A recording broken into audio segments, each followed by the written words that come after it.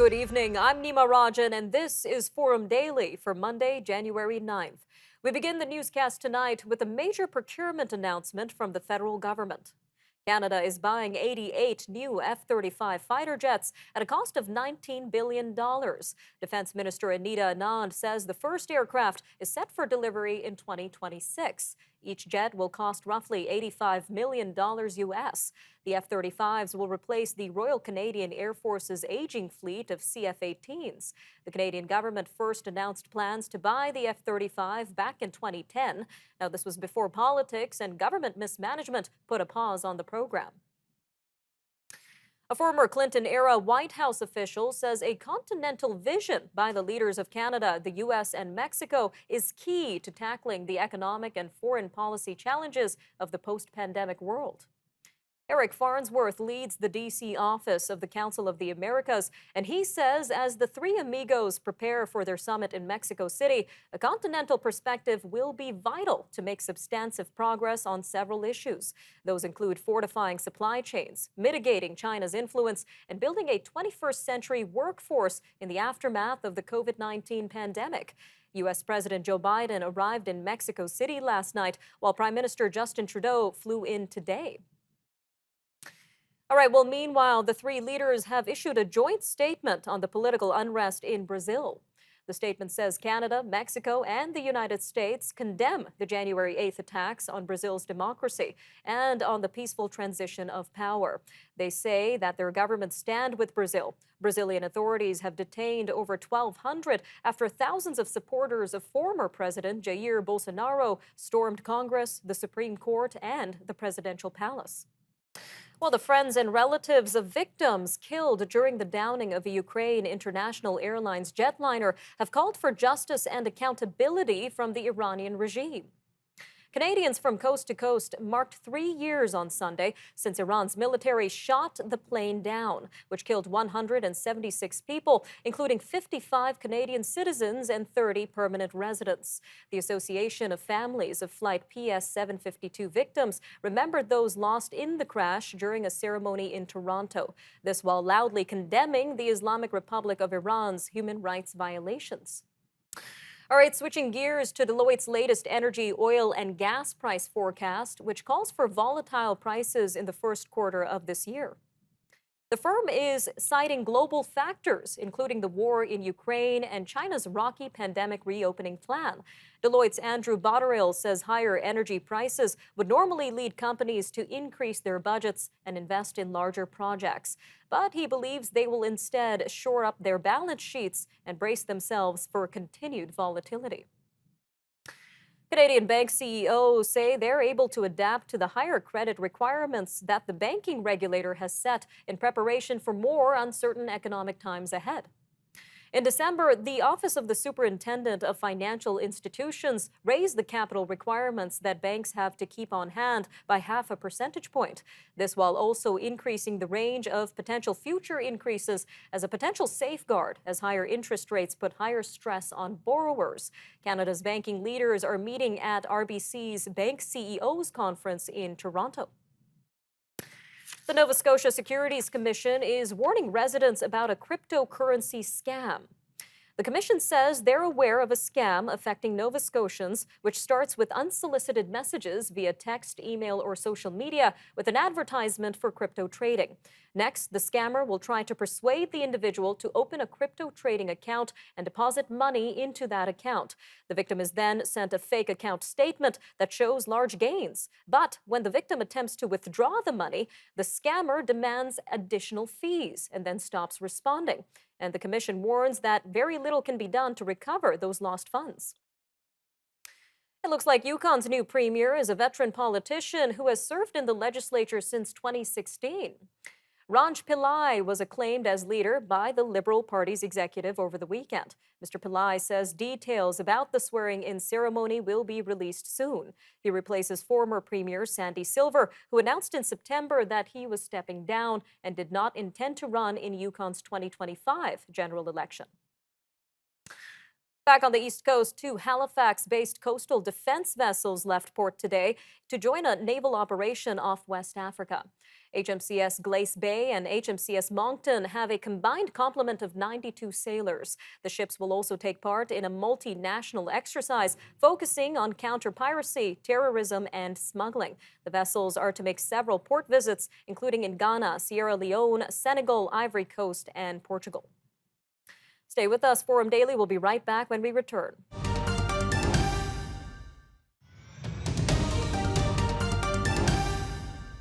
Ontario Provincial Police say a highly potent and potentially fatal strain of illicit opioids may be circulating in Simcoe County and the district municipality of Muskoka. Officers have issued a warning to the public after 4 people in central Ontario recently died from suspected opioid overdoses. They say symptoms of fentanyl and opioid overdose can include difficulty walking, talking, or staying awake. This as well as blue lips or nails, cold and clammy skin, and very small pupils. All right, well, meanwhile, BC health officials have issued a toxic drug alert for users in Prince George. Northern Health says there has been an increase in sudden overdose events in the community.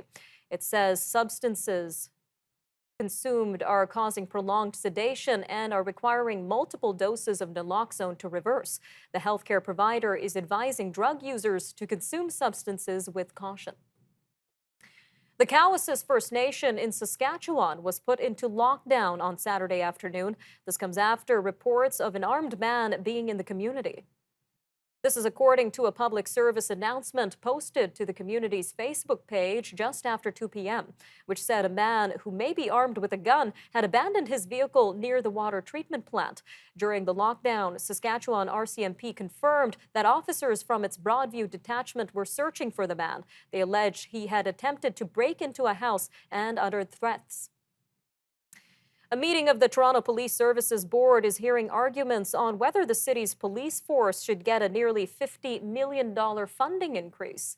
Police Chief Myron Demkew says the proposal is fiscally responsible and will help improve call response times. The proposed funding was announced last week by Toronto Mayor John Tory and would result in another 200 officers. The funding boost is at odds with critics who favor redirecting the money to community initiatives that aim to address root causes of violence. An Edmonton travel agent says it doesn't seem Canadians are put off by last week's news reports about drug cartel violence in Mexico. Alyssa Johnson of Onward and Outward Travel says it appears the recent violence is limited to just one area. And she says Canadians are eager to travel again after the pandemic prevented them from doing so for so long. A number of Canadian tourists in the northwestern area of Mexico had to remain in their hotels for several days. This was after the arrest of a major alleged drug cartel leader, which led to violence in the Sinaloa region. Global Affairs on Sunday continued to advise Canadians traveling to Sinaloa to avoid non-essential travel, but it exempted the city of Mazatlan from that warning.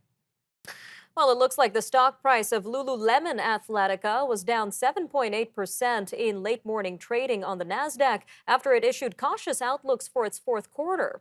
Shares had been down as much as 10.1% after the company raised its guidance for net revenue. But it said it expects its gross margins to decline compared with earlier expectations that they would rise. The Vancouver-based athletic clothing maker says it expects gross margins for the fourth quarter of its 2022 financial year to decline 90 to 110 basis points.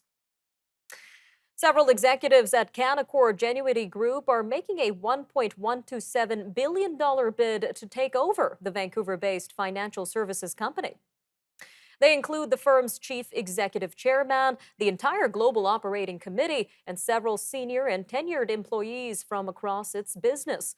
The group collectively owns a 21.3% stake in Canaccord. A new study out of York University suggests men are more likely to develop health issues due to obesity compared to women.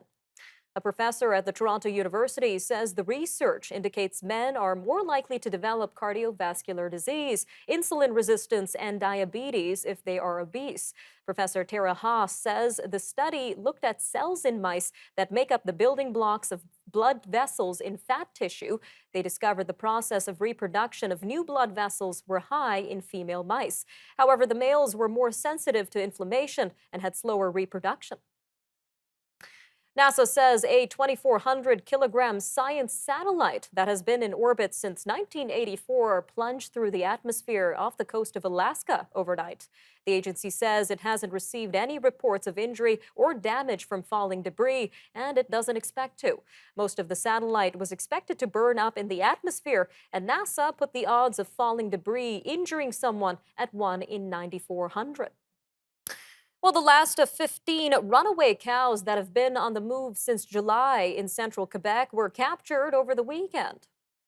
The final 3 fugitives were rounded up on Saturday and returned to their owner in Saint-Sever.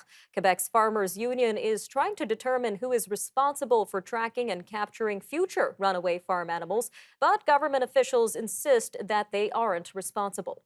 Stay with us. More news from around the world up next.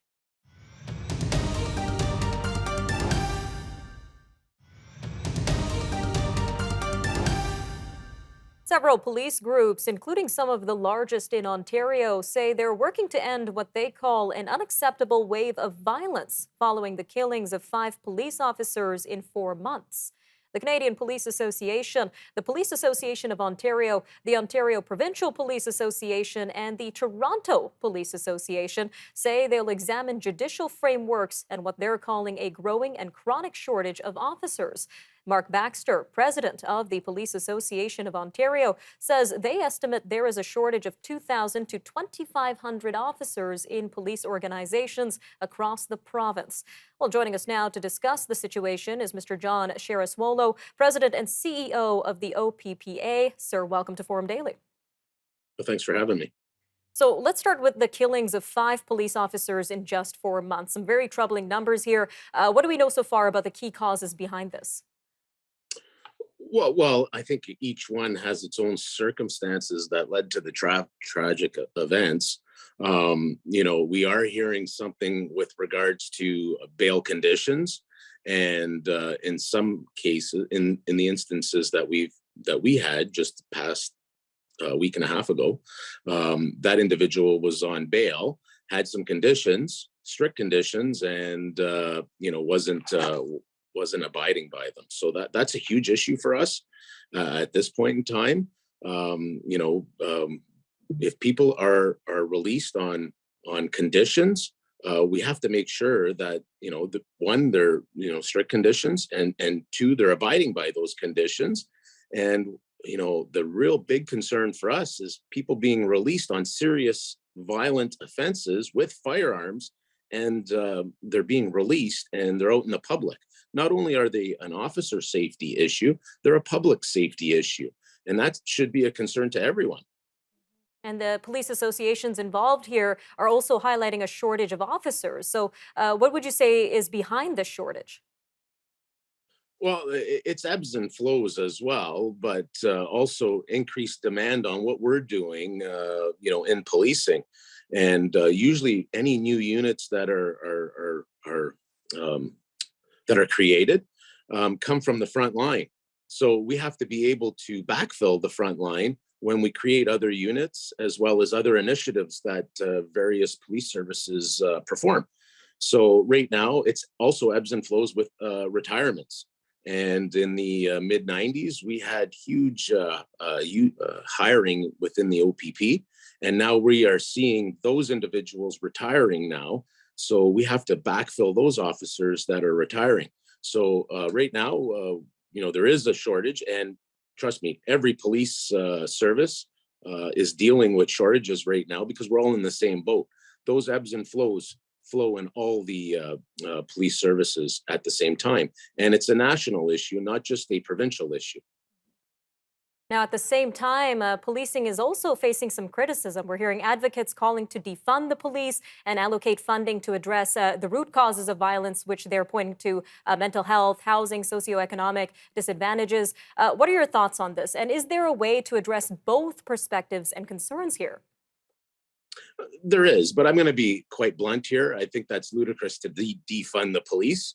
We shouldn't be looking at that. We should be looking at the root of some of the issues that are out there right now. And are there some, like you said, mental health incidents? Absolutely. But these past five incidents were not, or four incidents, sorry, were not all mental health.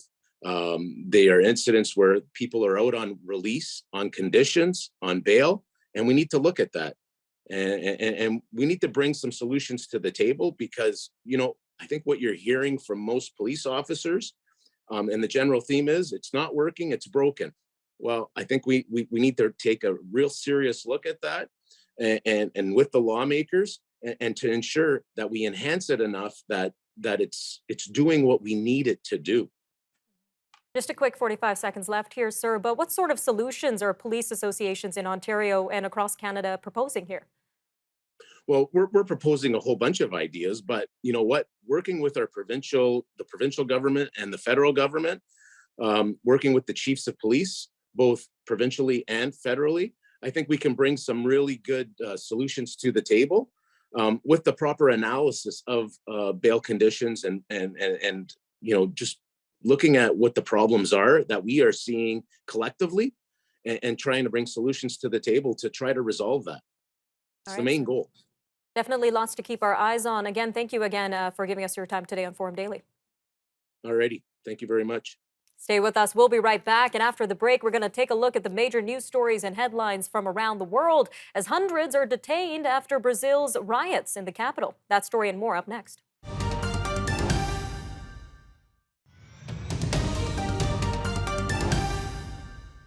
More than 1,200 people have been detained after thousands of supporters of the ex-Brazilian president stormed Congress, the Supreme Court, and presidential palace. It was a scene that rivaled the chaos and destruction at the U.S. Capitol 2 years ago. Protesters broke windows, hurled computers and printers, ripped a door off one justice's office, and vandalized an iconic statue outside the court. The protesters wanted the military to either restore Jair Bolsonaro to power or oust newly inaugurated leftist President Luiz Inácio Lula da Silva. More than 1,200 people have been detained, and authorities are vowing to protect democracy and prevent further attacks on Brazil's democratic rule of law. Now, despite the absence of any evidence, Moscow continues to insist that hundreds of Ukrainian troops were killed in a missile strike on a vocational school in eastern Ukraine. Ukrainian officials say a rocket merely blew out windows and damaged classrooms at the school in Kramatorsk. The Russian Defense Ministry, however, says its missiles hit two temporary bases housing 1,300 Ukrainian troops in the city, killing 600 of them. Meanwhile, China's military has been holding joint combat strike drills since Sunday, sending warplanes and Navy vessels toward Taiwan. Taiwan's Ministry of National Defense says China flew 57 warplanes and 4 ships toward Taiwan over the course of 24 hours. The exercises coincide with a visiting delegation of German lawmakers who have landed in Taiwan. China claims sovereignty over the self-ruled island, which split from the mainland in 1949 after a civil war. NATO Secretary General Jens Stoltenberg says it's time for Sweden to join the military alliance. This is because it has done what's necessary to secure Turkey's approval for membership. In an interview with a Swedish newspaper published Monday, Mr. Stoltenberg said that time has come to bring an end to the ratification process for Sweden. Turkey has held up the process while pressing the two Nordic countries to crack down on groups that it considers to be terrorist organizations and to extradite people suspected of terror-related crimes. The UK's health secretary has met with healthcare unions to try to end a wave of strikes gripping the country. While there are some signs of progress, there's been no breakthrough. One union negotiator says strikes are planned for this month, and they will go ahead. The biggest wave of strikes to hit the UK in decades is looking for raises to keep up with the UK's soaring inflation rate. A UN conference aims to raise $16.3 billion to help Pakistan rebuild and recover from last summer's floods, which killed more than 1,700 people. Millions are still living near contaminated and stagnant floodwaters. The Islamic Development Bank pledged to contribute $4.2 billion for reconstruction efforts, and the U.S. is pledging an additional $100 million in recovery funding. This brings its total contribution to more than $200 million since the middle of August. Students in the United Arab Emirates will soon be taught about the Holocaust. The Emirates Embassy in the U.S. says history classes in primary and secondary schools will soon teach about how Nazi Germany systematically killed 6 million European Jews during the Second World War. The announcement comes after the UAE normalized relations with Israel starting in 2020. New guidelines suggest children struggling with obesity should be evaluated and treated early and aggressively. The American Academy of Pediatrics says treatments can include medication for kids as young as 12 and surgery at 13. The group says delaying treatment to see whether children and teens outgrow or overcome obesity only makes things worse. If left untreated, obesity can lead to lifelong health problems, including high blood pressure and diabetes. Well, the famed Danish restaurant Noma, which has claimed the title of world's top restaurant several times, is reinventing itself. The eatery said Monday that it will shut down by the end of 2024. This to become a pioneering test kitchen dedicated to the work of food innovation and the development of new flavors. It will adopt the moniker Noma 3.0. A United Nations scientific report says Earth's protective ozone layer is slowly but noticeably healing. Scientists say the hole over Antarctica should be fully mended in about 43 years. Monday's report is part of what experts call a success story in tackling a big environmental problem. A worldwide treaty in 1987 banned certain classes of chemicals. Those chemicals munch away at ozone about 18 miles high in the air. The level of those chemicals in the upper atmosphere is down, and scientists hope that this success is an example for how to tackle climate change. All right, I'm Nima Rajan, and that'll do it for your look at national and international news for today. Take care, Canada. We'll see you next time on Forum Daily News.